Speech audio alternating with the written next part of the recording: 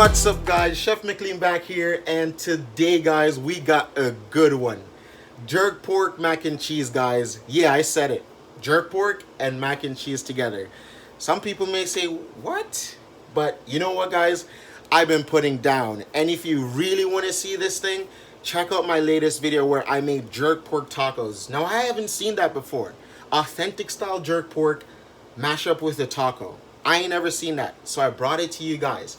And right now, it's another one. We're gonna make my jerk pork mac and cheese today, guys. Stay tuned, be entertained. If you haven't already, hit that like button, hit that subscribe button, turn on them post notifications so you can see when the videos go live, and let's get cooking. So guys, I have about 2 or so liters of water just going in, and that's boiling really vigorously right now. I'm gonna add in some salt, some olive oil, and then I'll just add the pasta, the macaroni in.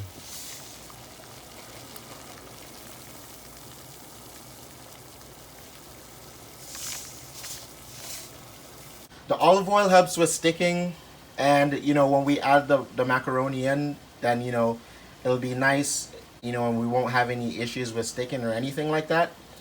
And now it's time we get into our cheese sauce. So what I have here guys is, first and foremost, I probably should turn the oven on. I'm gonna start about medium, and I have right here 1/4 to 1/3 cups of butter. So I'm just gonna go right into my pan with that.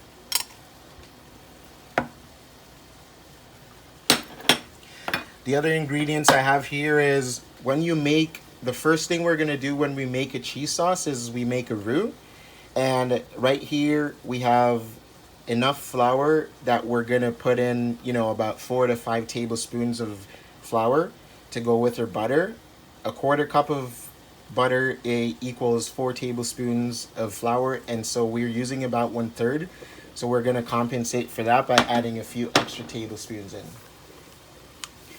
And the next couple of ingredients we have is, I have 2 cups of grated Gouda cheese. I have 2 cups of it's called old or aged white cheddar. And then I have about 3 to 4 cups of yellow cheddar, sharp cheddar. And so guys, as our butter gets to a melt, you know, we'll swirl it around. And like I said guys, for a roux, when you make a roux and you add in your butter and then you come to your flour, you want to make sure you give that a gentle or ample enough time to kind of toast the flour off, get that raw taste out of it. And as soon as that goes and that happens, then you want to, you know, you want to go in with a whisk. So I'm going to get my whisk ready as well. Just a regular wire whisk. And you can see your butter has melted and it start to simmer a little bit. I'm going to add in just about a level 1/3 cup of flour to go with that. Maybe a little extra bit as well. And our goal right now guys is to get in there and whisk. We want to turn this into a sort of a slurry while giving the flour enough time to toast off. And you use a whisk here because you don't want to, you know, you don't want to get into too many lumps. You don't want too many lumps in your sauce as well. This is a time for you to get in here with your whisk and just make sure you whisk this out, toast this up. Now, it is to be noted that, you know, if you make this burn off a little bit, it'll just give that more of a toasted flavor. You actually get into brown butter territory, or brown butter flour, if you will. But there's nothing wrong with letting that happen. So once we feel that we've achieved, you know, that little toastiness that we desire, as you can see, I'm gonna go in with my first cup of milk. And right here, guys, this is a case of just adding in a bit at a time. so that you temper everything. You don't want to just go in with everything all at once. You want to go in with a cup first. For myself today, I'm going to use about 4 cups of milk, maybe a little bit more. And once we've kind of added in the first cup, we could go in with the next 2 to 3. And it might look like your sauce isn't coming together right now, but just go in with your milk and keep whisking. You want to just keep it whisking, keep it moving on the bottom of the pan. And you just want to let the flour dissolve in your sauce. And then you go from there. So yeah, you'll see what mine looks like right now.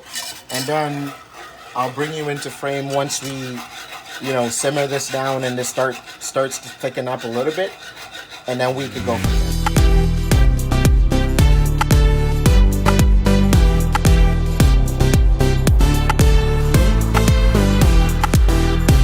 So guys, just a quick check-in. The sauce is starting to thicken up a little bit, but we still got to give it some time, to make sure that as a good trick, if you dip your spoon like this into your roux / milk mixture, and then you kind of take your finger and coat it like that, there should be no merging between the two sides of the spoon. And so we're having that right now, so this is not quite ready as yet. So we'll keep going, and then we'll give you an update as soon as it's ready. As you can see, we've got our sauce to where we want it before we go in with our cheese. And that tip that I previously explained, so I'm just going to coat the back of the spoon real quick. Get that excess off, and then I'll just go like so. And that's what we want, guys. We want a clear indication between the two sides of the spoon, and that tells us that we are ready to go in with our cheese. So just like I said, I have about 2 cups of gouda. So we're gonna go in, and just the same, what we're doing is we're tempering this. We don't wanna bring the temperature down too drastically. We just want to temper everything in to make sure that everything is good. And once we get it to the right temperature, so I say once we add like this bowl in, then we can just continue to whisk away and just go in with the rest of our cheese. We will ensure that we will ensure that we season our cheese sauce as well. And I actually have a secret ingredient that we will be adding today, so gotta keep your eyes peeled for that. See guys, the cheese is really melting now, so then we're seeing that elasticity in our sauce, and that's what we're looking for. I have my oven getting preheated right now to 380 degrees. If I'm being honest, there's no science to this. I've done 400, I've done higher temperature, lower temperature, and as long as we get it in there, we put it at the right level in the oven, we should be fine. So I'll reserve some of the cheese for when we start to layer our macaroni in our Pyrex dish. And this one, we'll just try to stir this in and get this all melted.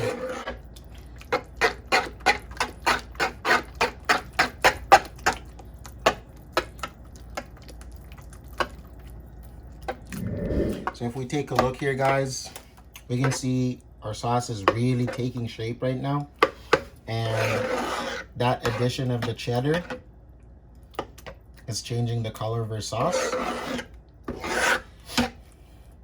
We'll just continue to stir this in, bring it back up to temperature. I lowered the heat to low because once you get the sauce getting to the thickness, like that flour doing its work and the starch is working together, you don't want to have that on high heat because it will actually burn, and you don't want that to happen. So once you bring it down, you got to bring the temp back up, and then we go from there. So after we got the sauce really working together with all the cheese and everything is looking all mellow, we'll give it a little taste.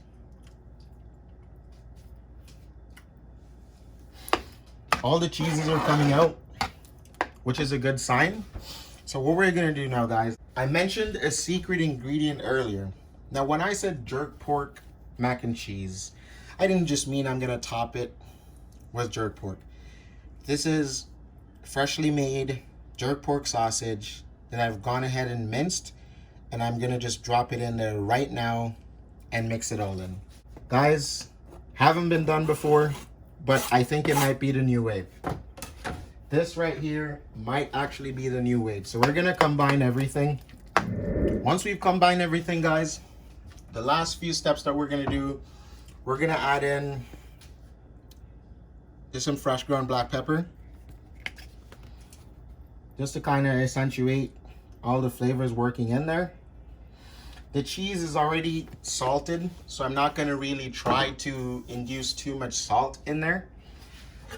So we'll mix that in. First and foremost, we'll mix everything up. And that's pretty much it. It tastes good, guys. We got heat from the sausage that's already in here. We got heat from the jerk pork.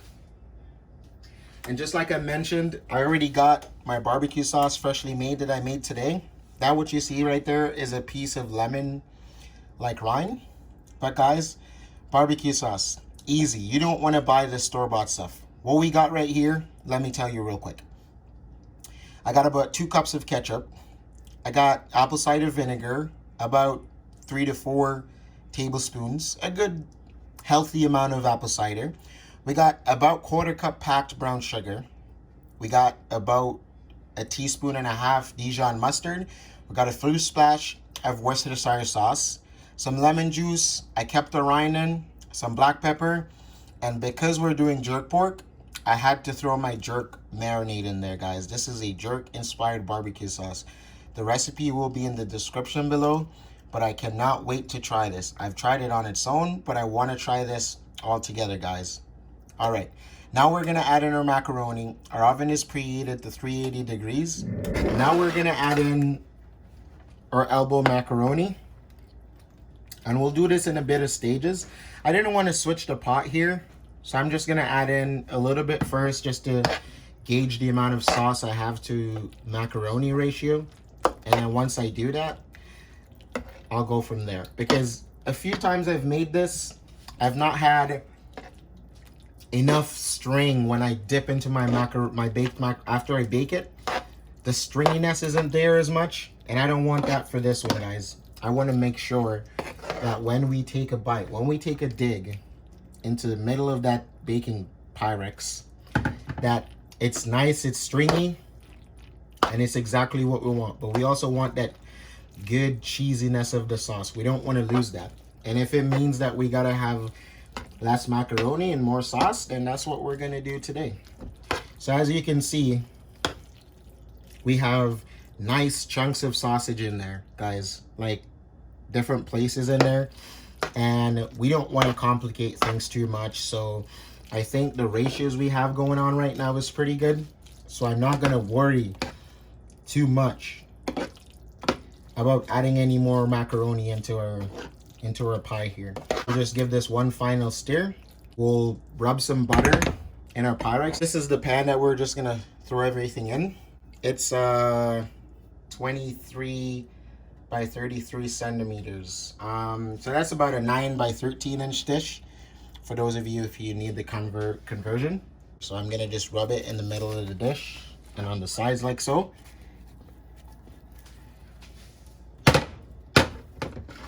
And once we get that in the middle and all the sides,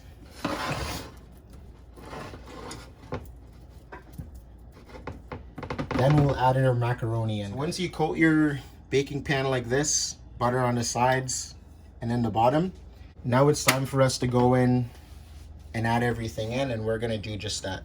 Guys, I am telling you, I am so excited. Like, look at that. You want to hear the sound of this, guys. It will get messy. Like, guarantee you, This is a mess fest, but we're all here for it. I think once I mentioned macaroni and cheese, everybody had the idea anyway. So we're just gonna put a little bit of sprinkling in the middle like that. We'll do it like a multicolor. Get some of the cheddar in there as well. And then we'll add the rest of our macaroni contents in. Guys, look at that. We got chunks of sausage. We got cheese. We got pepper.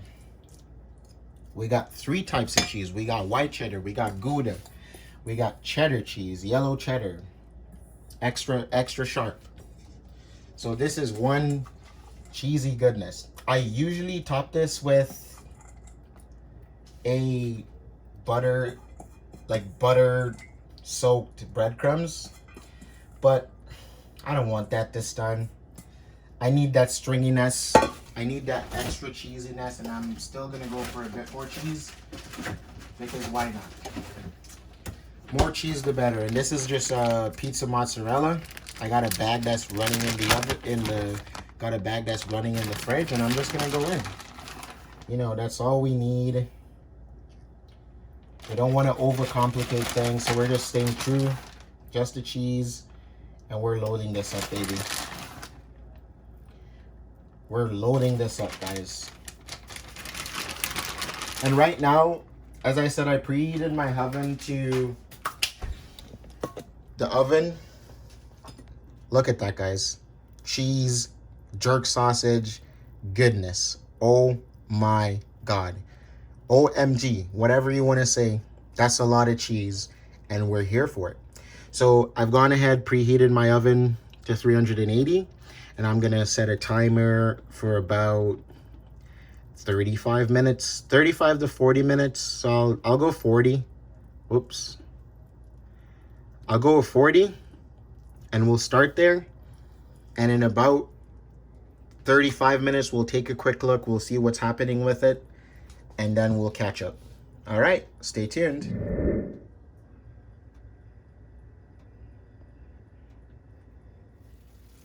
Just look at that goodness, guys. I am so excited to get in there. I just hit the oven on broil for about 5 to 6 minutes. And I'm just gonna try to get even more color on top. So guys, it's about 40 minutes now. And we've just took it off of broil. So you wanna be really careful because this is super hot, guys, like piping hot.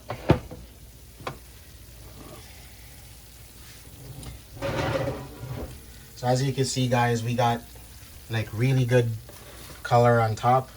We got the edges like looking really crispy, and that thing will bubble on for minutes after you take it out. So you want to let this sit for about 5 to 10 minutes before you dig in that. And so we're just gonna move on to preparing our pork, which we'll top this with and serve this up in just a moment. We've let the pie cool off for a little bit, about 5 to 10 minutes. And now I'm gonna just dig in and see what we're working with. Hopefully it surprises us and it looks good already. Guys, this is ASMR. You should hear this. I hope that's a good enough slice.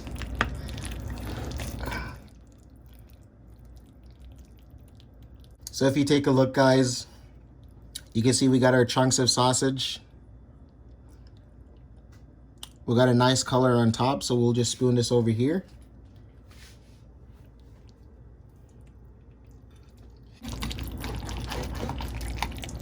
So we'll get a healthy serving here, guys. And be careful because it's still piping hot. And we'll just lay that on, guys. So right now, I'm gonna top it with my jerk pork that I just talked about and add our sauce, and then we'll get in and try it. And just as I mentioned in the earlier parts of the video, guys, I have this video in the description of how I make my jerk pork. I also have a video there as well for chicken if you are someone who only eats chicken or you'd like to try this with a chicken recipe. So yeah, check it out. Let me know what you think. Don't forget to hit that like button, hit that subscribe button. Turn on post notifications so you can see when the videos go live. And yeah, we'll sauce this up and give it a try.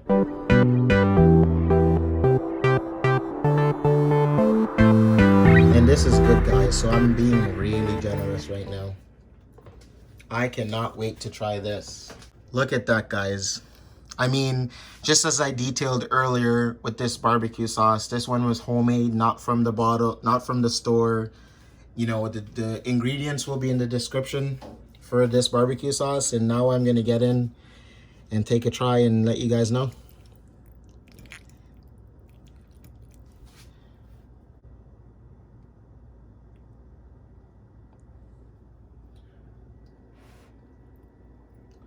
Wait.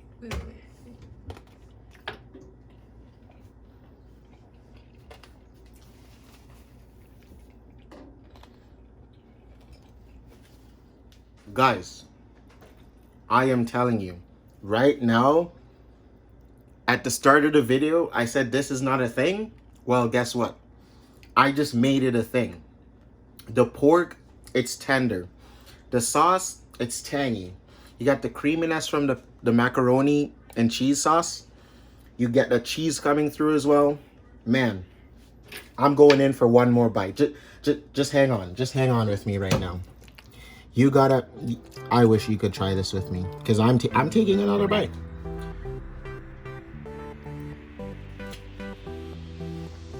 I'm speechless. I'm literally speechless, guys. This tastes so good. It's literally a dish on its own.